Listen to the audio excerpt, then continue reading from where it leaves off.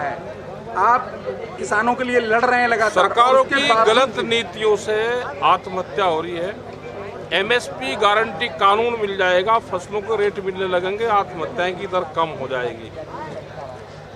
ये है कि एमएसपी पे फसलें नहीं बिक रही। करीब 40 लाख करोड़ रुपए का नुकसान अभी तक एमएसपी से कम फसलें बेचने पे हो रहा है।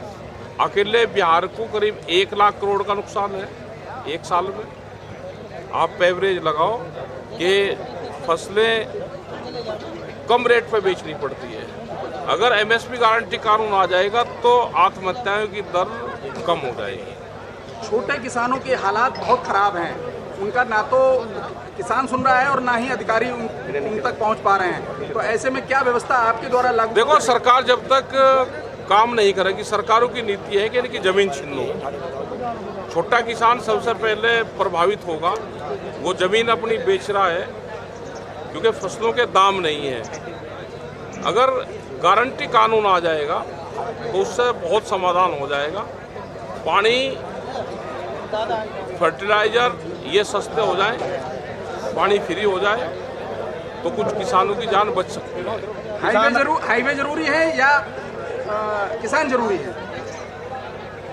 दोनों चीज जरूरी है, लेकिन किसान की जमीन ही सस्ती चाहिए। क्या दान में हाईवे में किसान की जमीन ही जाएगी? जो किसान जमीन देगा वो तो हाईवे पर चलता नहीं। उसके लिए हाईवे बनो या कच्ची सड़कें बनो। हाईवे अगर देश के लिए बन रहे हैं, उसमें सब चीज बाजार भाव से है, तो किसान की जमीन सस्ती है। क्या लग रहा है कि संसद अब राजनीतिकरण पे उतर आई है या जनता के हित में कोई फैसले नहीं हो रहे? गुंडागर्दी वहाँ पर हो रही। विपक्ष को जिस तरह से टारगेट करा जा रहा है, उनको वहाँ बोलने नहीं दिया जाता, उन पे एलिगेशन लगते हैं, तो देश में अब लोकतांत्रिक बचा नहीं। किसान आंदोलन कर रहा है तो किसान आगे क्या रणनीति रहेगी? आंदोलन नहीं कर सकता है किसान के आज में सिचुएशन को पावर थोड़ा है, कोई अपनी बात कह सकता है। आंदोलन से ये हुआ कि पॉलिटिकल पार्टियां, सत्ता या विपक्ष किसान का नाम लेना शुरू किया है। सरकार ने पहले जो है कि आप लोगों को मतलब आश्वासन दिया था, क्या उससे आश्वासन जो दिया था वो उसमें कोई काम नहीं करा।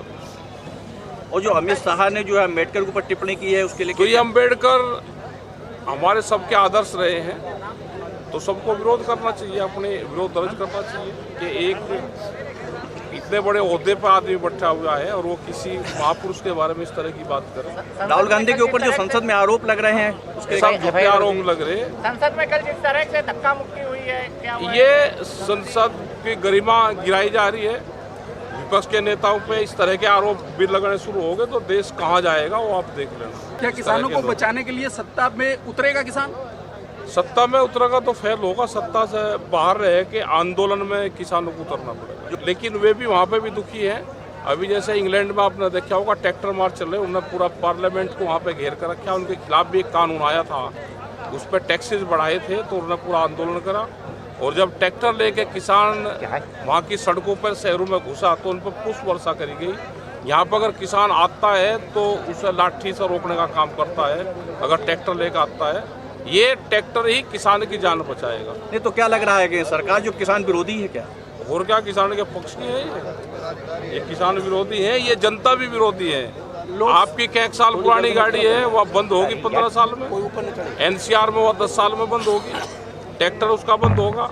ये तो किसान, गांव किसान, गरीब, आदिवासी, महिला सबके विरोधी है। ये पूंजीवादी है। हमसे जुड़े रहने के लिए हमारे YouTube चैनल को सब्सक्राइब करें और नई वीडियो की नोटिफिकेशन के लिए बेल आइकॉन को दबाएं।